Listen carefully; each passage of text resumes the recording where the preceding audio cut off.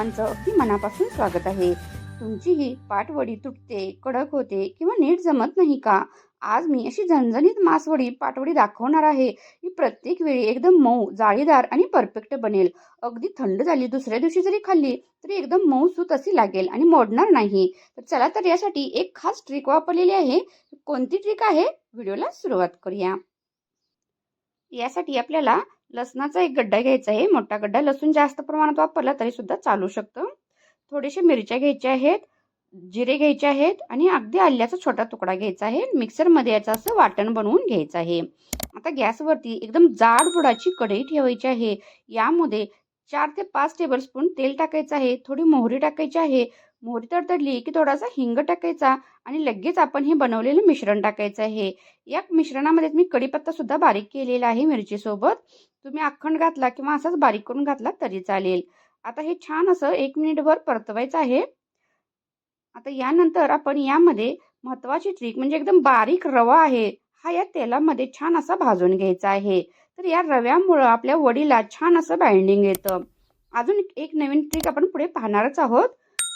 यानंतर यामध्ये अर्धा टेबलस्पून हळद पावडर टाकायची आहे आणि हे छान असं परतवून घ्यायचं आहे. फक्त करपणार नाही, ढसणार नाही याची काळजी घ्यायची आहे. तर यामध्ये मी पाणी घातलेलं आहे. मिक्सरचंच भांडं म्हणजे जी पेस्ट बनवून घेतली होती, यामुळे मिक्सरच्या भांड्यामध्येच हे पाणी टाकून यामध्ये ओतलेलं आहे. या सर्वाचं प्रमाण मी डिस्क्रिप्शन बॉक्समध्ये दिलेलं आहे. आता यामध्ये टेस्टनुसार मीठ घालायचं आहे आणि चिमूटभर गोड साखर घालायची आहे. तर यामुळे सुद्धा टेस्टला सुद्धा ही वडी छान लागते. आता छान अशी याला उकळी येऊ द्यायची आहे आणि उकळी आल्यानंतर आपण यामध्ये बेसन पीठ टाकणार आहोत. तर हे बेसन पीठ आपण टाकण्यापूर्वी छान असं चाळून घ्यायचं आहे. यामुळे आपल्या या वडीला गुठळ्या अजिबात होत नाहीत. तर या ठिकाणी आपलं जेवढं या पाण्यामध्ये बसेल त्या प्रमाणात हे पीठ मी घातलेलं आहे. या ठिकाणी 2.5 वाटी हे पीठ बसलेलं आहे. आता हे छान असं व्यवस्थित मिक्स करून घ्यायचं आहे जेणेकरून गुठळ्या होणार नाहीत. बरेच जण काय करतात, पाण्यामध्येच पीठ कालवून नंतर ओततात. तर तसं न करता असं डायरेक्ट जरी पीठ टाकलं तरी सुद्धा आपल्या अजिबात गुठळ्या बनत नाहीत. कारण यामध्ये आपण रवा वापरलेला आहे. यामुळं याच्या गाठी वगैरे गुठळ्या काहीही होत नाहीत. आता मात्र हे छान असं मिक्स करून घ्यायचं आहे जेणेकरून एकजीव होईल, मऊ होईल इतपत हे 2 मिनिटं परतवून घ्यायचं आहे.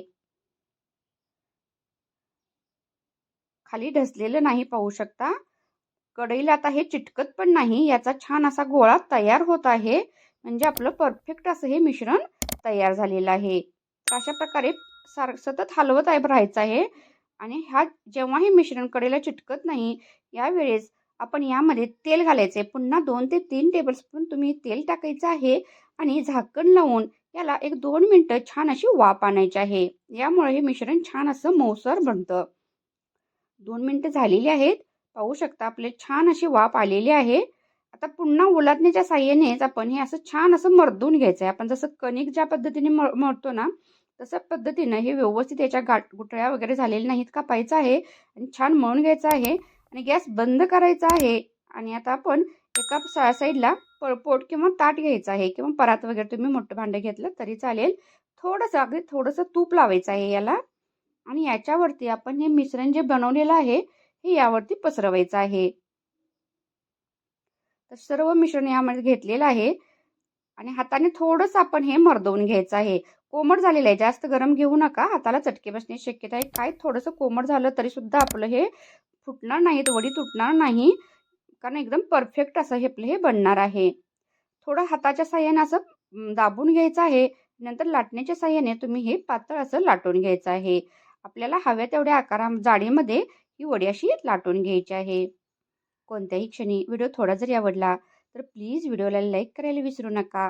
अजूनही चॅनलवर नवीन असाल, चॅनलला सबस्क्राईब केलं नसेल तर प्लीज चॅनलला सबस्क्राईब करा आणि शेजारील बेल आयकॉनची घंटा प्रेस करा जेणेकरून तुम्हाला अशा नवनवीन व्हिडिओची नोटिफिकेशन मिळत राहील. लाटल्यानंतर पुन्हा हाताने थोडंसं आपण सेट करून घ्यायचं आहे आणि वरून आता भरपूर अशी बारीक चिरलेली कोथिंबीर टाकायची आहे. ओलं खोबरं आपण खिसून घेतलेलं आहे ते सुद्धा असं यामध्ये टाकायचं आहे. भाजलेले तीळ थोडेसे आपण वरून भरभरायचे आहेत. असेल तर थोडीशी भाजलेली खसखस सुद्धा वरून टाकली तरी चालेल. याचबरोबर आता यामध्ये बारीक शेव मी टाकलेली आहे. एकदम 0 साईजची जी शेव असते ही बारीक शेव पण वरून टाकायची आहे. म्हणजे खूप खमंग अशी ही आपली वडी तयार होते. अगदी ही 1-2 दिवस सुद्धा ही वडी राहू शकते आणि अप्रतिम टेस्टी तोंडी लावण्यासाठी किंवा चहासोबत वगैरे खाण्यासाठी अगदी परफेक्ट अशी कमी साहित्यामध्ये झटपट आणि झणझणीत अशी आपली ही वडी घरच्या घरी खूप छान तयार होते. आता अशा प्रकारे हे सर्व पुन्हा हातानं किंवा लाटण्यानं प्रेस करायचं आहे, म्हणजे हे मिश्रण जे आहे वरून टाकलेलं हे निघून पडत नाही. आता सुरीच्या साहाय्याने आपण या वड्या कट करून घ्यायच्या आहेत. कोणी चौकोनी किंवा त्रिकोणी आपल्याला आवडतात त्या आकारामध्ये या वड्या बनवून घ्यायच्या आहेत. पाहू शकता किती छान अशा झटपट आपल्या ह्या वड्या तयार झालेल्या आहेत. आता ह्या आपण एका डब्यामध्ये काढून घ्यायच्या आहेत. कमेंट करून नक्की कळवा तुम्हाला आजचा व्हिडिओ कसा वाटला. चला भेटू नेक्स्ट व्हिडिओमध्ये.